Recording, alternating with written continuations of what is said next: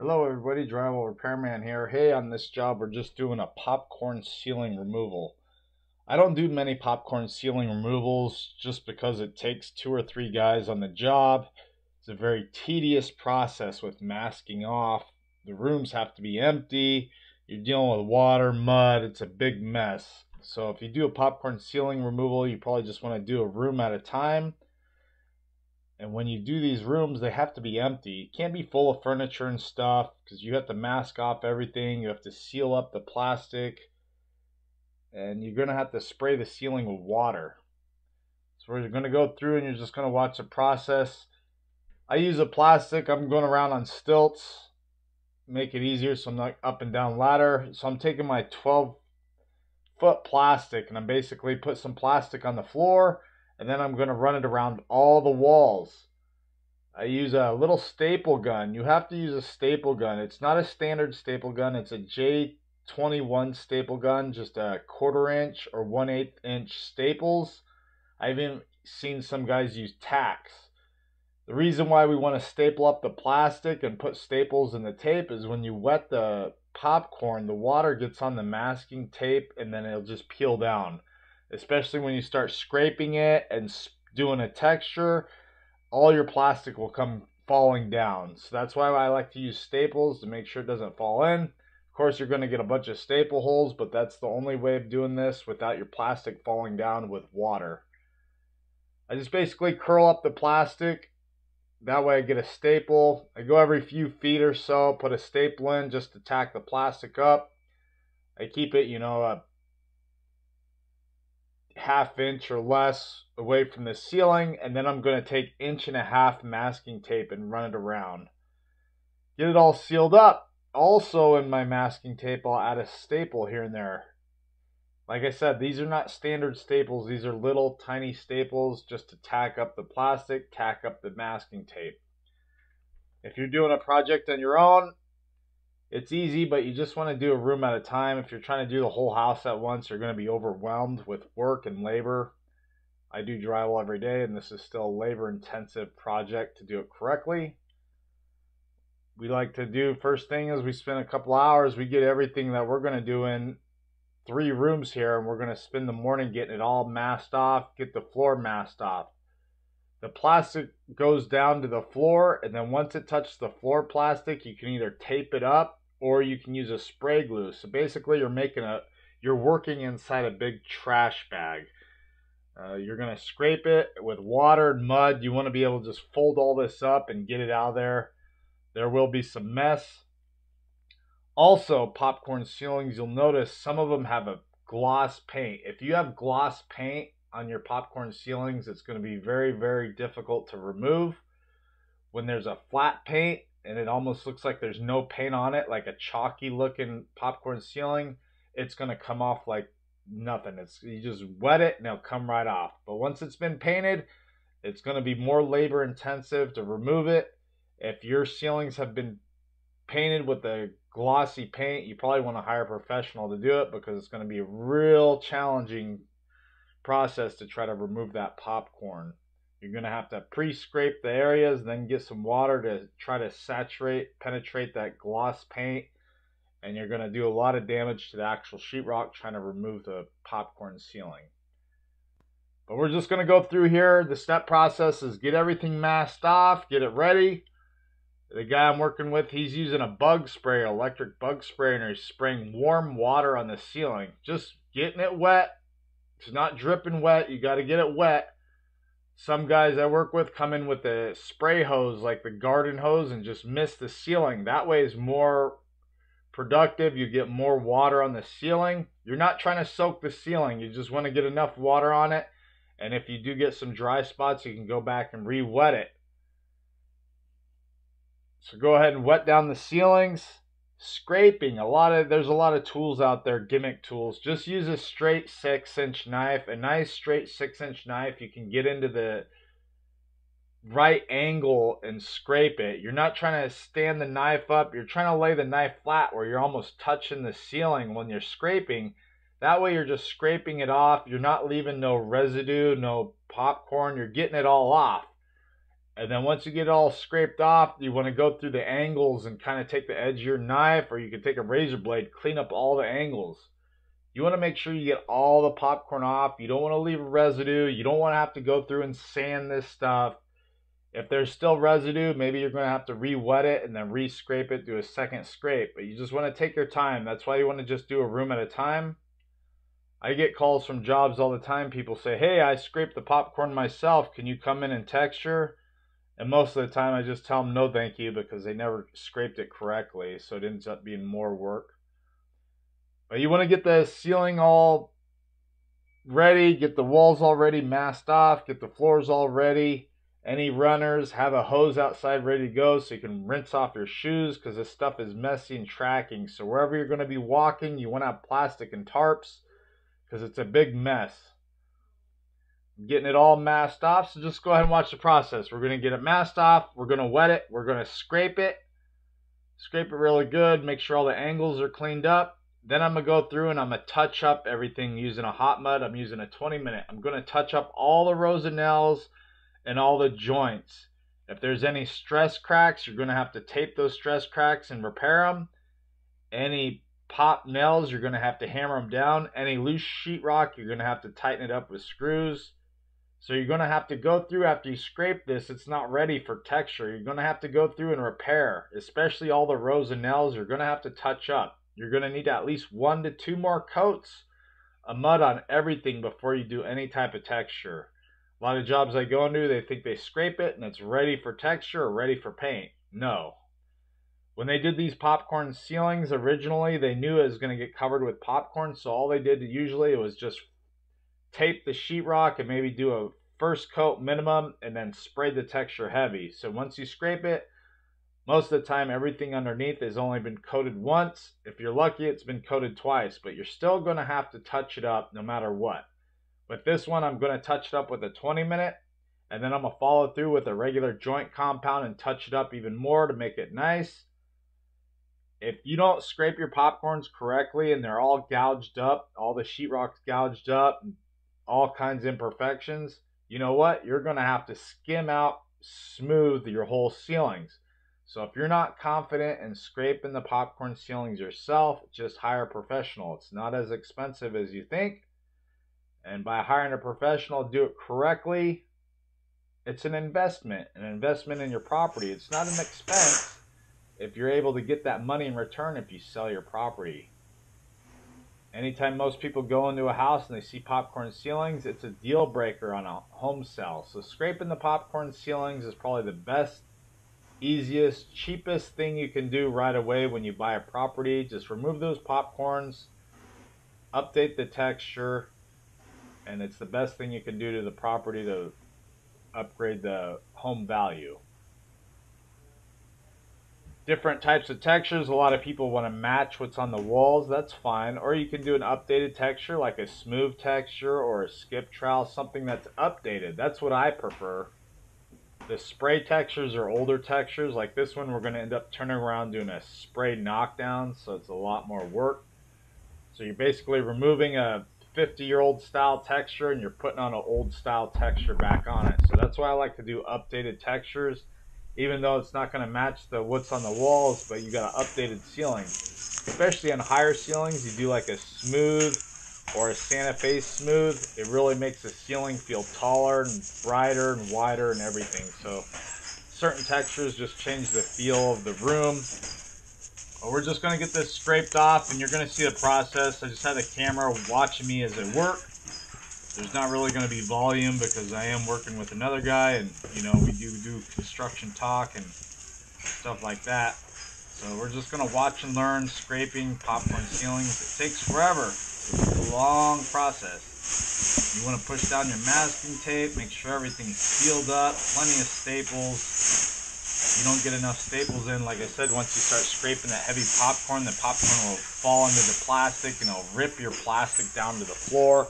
And then talk about being aggravated and frustrated on a project when all your plastic falls down because you didn't put these little staples in. Like I said, if you don't have a little staple gun, tacks, stuff like that, whatever it takes. And I'm putting the staples in the plastic, and then I'm also putting a few staples on the outside masking tape itself to hold everything up, secure everything, and then secure the floor. We also like to put liner pieces after I get the masking down on the floor, all the plastic on the floor. I'll also do a second layer of plastic on the floor. With that, when I scrape all the popcorn, that second layer of plastic, I can just roll that up and throw it away and get all that popcorn that I scraped off out of the room, put it in a trash bag, get it out of there. That way I'm not stepping all in the acoustic because it's such a messy stuff. Fans, you could either mask the fans or take the blades down or just remove the fans completely. Any vents, lights, stuff like that. It's just easier just to remove all this stuff so you can get the popcorn underneath it. But let's go ahead and watch the process. Scraping popcorn ceilings. On this one, we're doing 3 bedrooms. I'd say the square footage on these are probably 320 to 350 square foot at 3 bedrooms. Takes 2 guys, anywhere from 2 to 4 hours to do a project like this. And these are drywallers that do it every day. So just imagine if you're trying to do a bigger room, more than 300 square foot, how long it would take you. So just do one room at a time and just scrape it really good and then get it textured and then move on to your next room. Don't try to do the whole house at once or you're going to be overwhelmed with how much work is involved and how messy it is.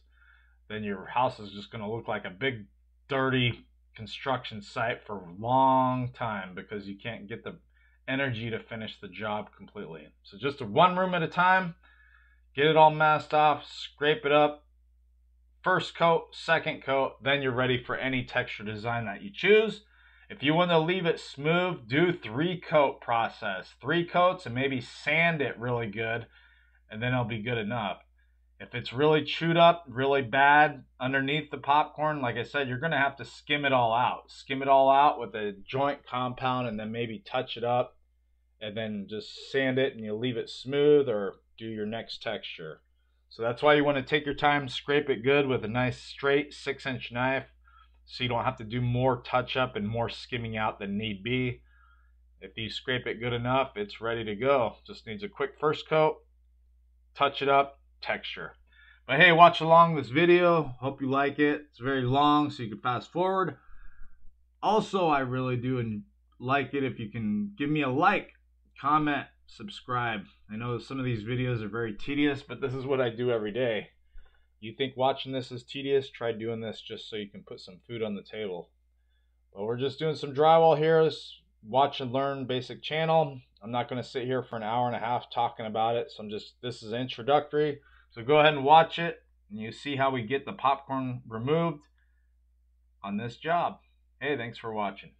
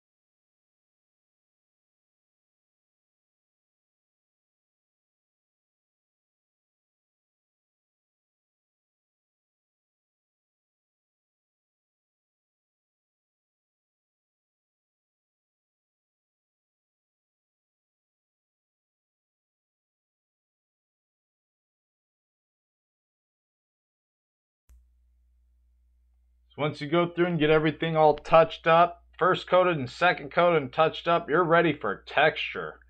Hey, if you touch this up good enough, you could probably just turn around and sand it with 150 grit sandpaper and call it a job.